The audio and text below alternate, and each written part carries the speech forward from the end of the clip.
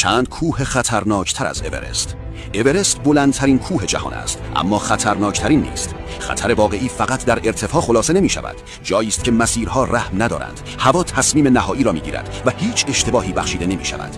کوههایی که از اورست مرگبارترند. آناپورنا، کوهی با بالاترین نرخ مرگ. بهمنها همیشگی‌اند و بازگشت هرگز تضمین شده نیست. کیتو، بین پاکستان و چین، وحشی، فنی و بی امان، صعودی که حتی برای یک لحظه اجازه غفلت نمی دهد. نانگا پاربات، پاکستان، ملقب به کوه قاتل، دیوارهای عظیم و مسیرهایی که کوچکترین لغزش را به پایان تبدیل می کنند.